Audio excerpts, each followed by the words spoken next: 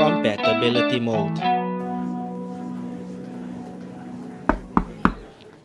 Soms kan het nodig zijn om te werken met documenten die zijn gemaakt in eerdere versies van Microsoft Word, zoals Word 2010 of Word 2007. Wanneer u dit soort documenten opent, zullen ze verschijnen in Compatibility mode. Compatibility mode schakelt bepaalde functies uit, dus je zult alleen in staat zijn om toegang te krijgen tot opdrachten die werden gebruikt in het programma om het document te maken.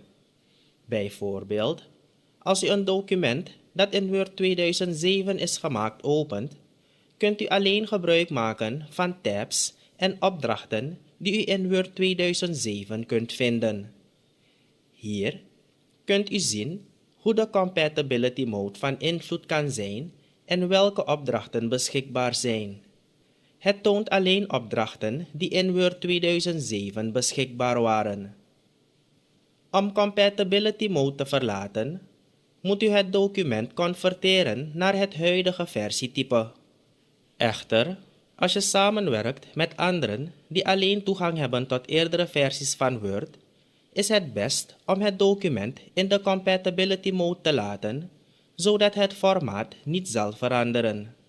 Als u toegang tot alle functies van Word 2013 wilt, kunt u het document converteren naar het 2013 bestandsformaat.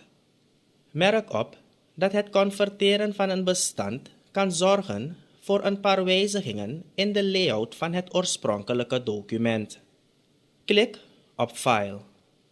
Selecteer de Convert-opdracht. Klik op OK om de file upgrade te bevestigen. Het document wordt omgezet naar het nieuwste bestandstype.